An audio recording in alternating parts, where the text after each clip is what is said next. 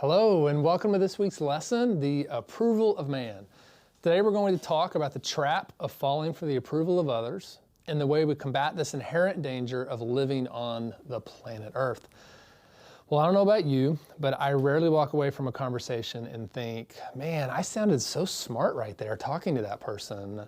Nor do my internal thoughts tell me the good things that others may have taken away from being with me. In fact, if you're anything like me, this will resonate with you. My internal conversations with myself sound pretty harsh. And I can walk away from a perfectly normal dinner out with friends and think on the few things that I'm sure will make them never want to spend time with me ever again. Is it weird that I talk to myself? Well, yes, maybe. But if that's so weird, then we are all in trouble because you know that you do this as well. We all do it. We all feel at times like we don't measure up to those around us. We all seek the approval of man. It's time to admit it. This is for more than just the people pleasers out there. It's time for me to admit that I want to be loved. I want to be liked and appreciated. I want to be approved by those that know me. Face it, we all do. And if you don't feel this way, we have a word for people like you: psychotic. I mean, all joking aside, it's not so funny that it can take many of us years to come to the realization that we have a massive tendency to want to impress others over just about anything else. Jesus knew this, of course he did, and he warned us about it in Matthew chapter 6, in verses 1 through 4. Jesus would say, "Beware of practicing your righteousness before other people in order to be seen by them, for then you will have no reward from your Father who is in heaven. Thus, when you give to the needy, sound no trumpet before you, as the hypocrites do in the synagogues and in the streets, that they may be praised by others. Truly I say to you, they have received their reward. But when you do give to the needy, do not let your left hand know what your right hand is doing, so that your giving may be in secret, and your Father who sees in secret will reward you." Here Jesus is talking about generosity, the words we use, how we support others, and yet he's concerned that we will get lost in being seen doing the good things he's telling us to do. Later on in Matthew chapter 6, beginning in verse 16, Jesus would talk about prayer and fasting, and he says this, "And when you fast, do not look gloomy like the hypocrites, for they disfigure their faces, that their fasting may be seen by others. Truly I say to you, they have received their reward. But when you fast, anoint your head and wash your face, that your fasting may not be seen by others, but by your Father who is in secret, and your Father who sees in secret will reward you." Again, Jesus talks about this secret thing. Why does Jesus care what we look like when we do important parts of living as a Christ follower? Why can't it be enough to just be kind, to pray, to fast, to live a Christian life of service? Well, it matters because Jesus knew the end result of a life dictated by the approval of others. It's not a pretty result. Perhaps Jesus' words about prayer and fasting are more relevant than ever. Not that the human heart has changed, I mean, quite the opposite. The heart has been and always will be apart from God. Or as the prophet Jeremiah would say of our hearts, that they are desperately wicked. No, the condition of man's heart hasn't changed. There are just new ways, with every new app and social medium, for man's desire for praise to express itself in public. No longer is the reach of our actions simply relegated to the street corner. Instead, in today's world, the simplest of YouTube videos can make you famous. It is indeed the natural way of man to constantly seek the approval of others. Solomon, the wisest man to ever live, said, remarking on life in general, "I have seen that every labor and every skill which is done is the result of rivalry between a man and his neighbor. This too is vanity and striving after wind." Let's talk today about the dangers of living under this need for the approval of a man. First, a life like this leaves you lost. Trying to win the approval of man is a losing competition. You can't consistently do it. You will lose eventually. A life like this is almost always lost in the comparison trap. That's always trying to outdo each other, chasing after new accolades, new accomplishments. I mean, working hard is great, but working hard to win the race for more approval, this leaves you lost from all of those things that matter. For years, we have used our status at work, our bank account balances, our good looks, our good marriages, our perfect families, and our possessions to try and push us into some sort of I'm approved atmosphere. I'm sorry to tell you, but a life based on the pursuit of this will leave you losing the things that matter most. There is no win in comparison.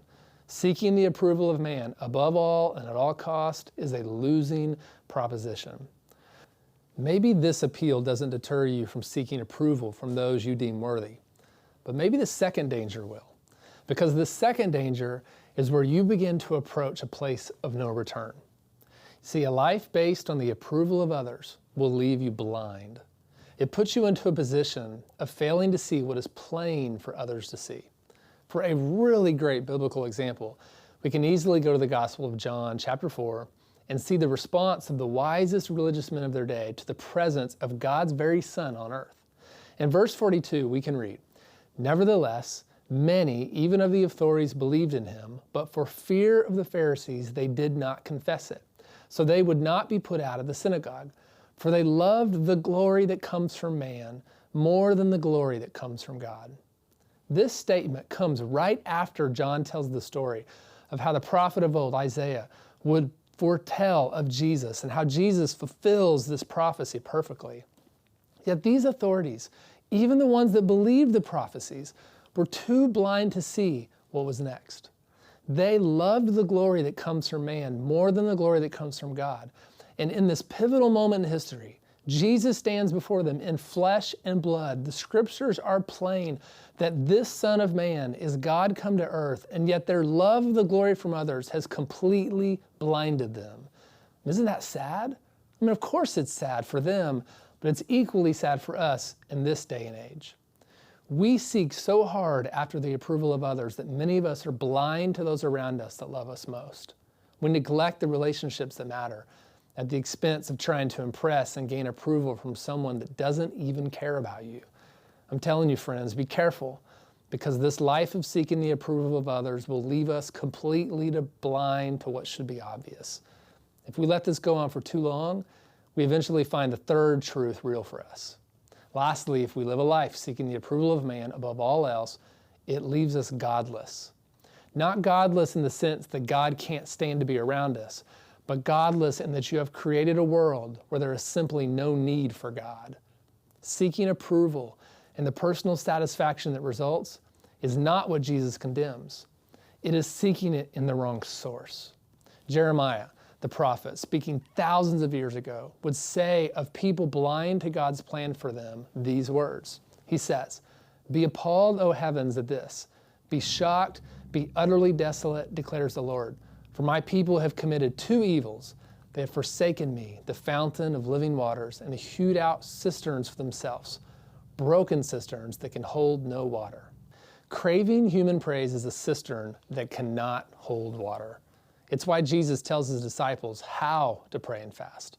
Our hearts are so sinful that we can twist the purest of activities, even prayer and fasting, into something that conjures praise from our fellow man. So then what? How do we combat this life and keep these dangerous tendencies at bay? Only with God's direct help, only with submission to God's original plan for our worship of him. It's simpler than you may think. To keep our approval of man in check, if you will, it requires us to know where we stand under the approval of God. Like I said earlier, seeking approval is not the issue. Seeking it from something that is not God is the problem. So what does God say of us? He says that you are approved as you are, as you're created, as you are right now, in all of your sin, your mistakes, your confusion, your doubt, your unbelief. Right there where you sit right now, you are approved. There's a seat at his table for you. It's true, and it's foundational to what we believe as followers of Christ. When we seek the approval of man, we're in a forgotten state. We have forgotten that the approval of man is not what we need. Yes, we should work hard. Sure, impress your boss, move up the corporate ladder, gain influence when you can. But don't forget that all of this happens under the shadow of what has already been done. You are approved. All that I experience in my life has to be run through that filter. All that I know has to come after this knowing that I'm approved and accepted by God. My sin only serves to make me more qualified for His grace and mercy. Yes, there will be anxious moments. There will be times that it feels as if the approval of man is not moving in your direction. There will be days, months, maybe even years where it feels like all is against you. But the truth to overcoming is to know that God is for us. We are accepted. We will live the words of Paul to Timothy, where he says, "Be diligent to present yourself approved to God, a worker who does not need to be ashamed, rightly dividing the word of truth." We must begin to seek out a life that is worthy of this gospel. I want a life that seeks the approval of God over the glories of man. This is the life worth living. Oh, how different our hearts will grow when we realize that God accepts us and we are then free to live a life seeking His will in all things. I daily have to ask God to transition my anxieties from the things of this world into the things that God is concerned about. And there in those moments, I fight the war that God has called me to fight as a man of God. I want you to pray today for yourself. Pray that the Holy Spirit reminds you of the real struggle within your heart so that you can fight the battle worth fighting. The struggle for your soul to stay healthy, for you to be free from the burden of others' expectations and free to live a life pleasing to God because of what He has done for you.